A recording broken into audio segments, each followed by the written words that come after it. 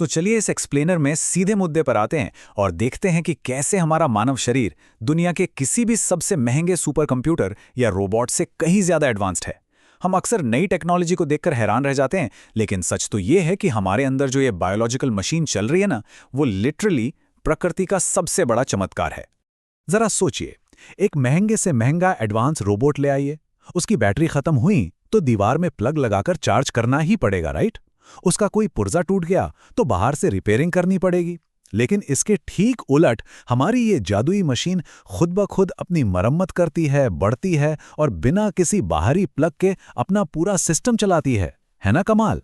Science की भाषा में इस ऑटो पायलट मैजिक को जैव प्रक्रम या लाइफ प्रोसेसेस कहा जाता है।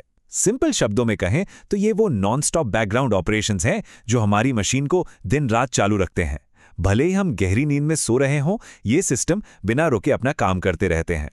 इस पूरी इंटरनल फैक्ट्री को समझने के लिए हम इन 4 मेन पिलर्स पर फोकस करेंगे: पोषण, श्वसन, परिवहन और आखिर में उत्सर्जन।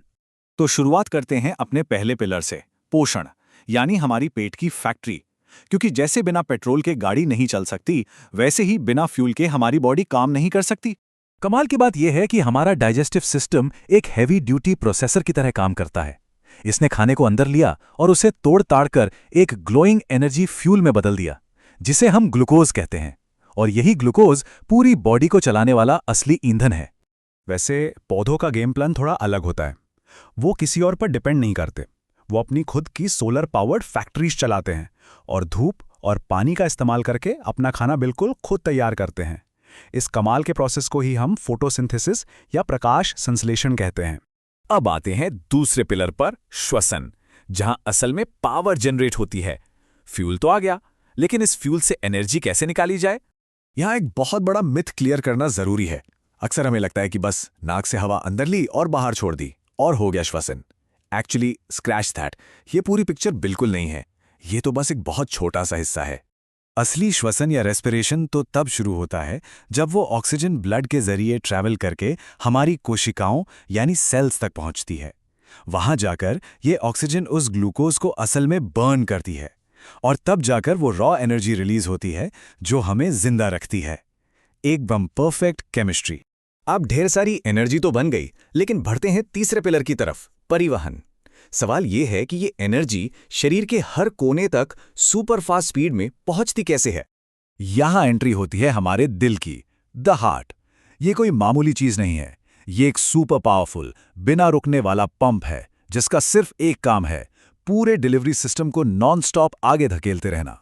अगर ध्यान से सोचें तो हमारा ब्लड स्ट्रीम लिटरली एक high speed internal courier network है जो नसों के रास्तों पर दौड़कर ऑक्सीजन और ग्लूकोज के पैकेजेस को बिना किसी देरी के शरीर के हर एक हिस्से तक डिलीवर करता है।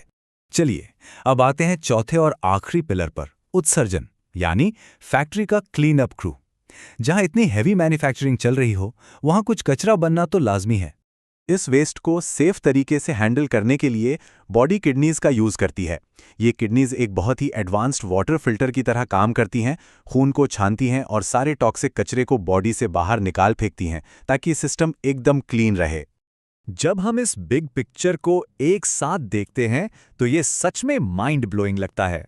पोषण हमें फ्यूल देता है, श्वसन उसे जलाकर एनर्जी बनाता है, परिवहन उस एनर्जी को हर जगह डिलीवर करता है और उत्सर्जन बचा हुआ कचरा हटा देता है। ये एक फ्लॉलेस लूप है जो हमें जिंदा रखता है। इस एक्सप्लेनर को रैप अप करने से पहले एक सवाल खुद से पूछिए, अगर इस पूरी नाजुक मशीन का एक सिंगल पार्ट भी काम करना बंद कर दे तो क्या होगा?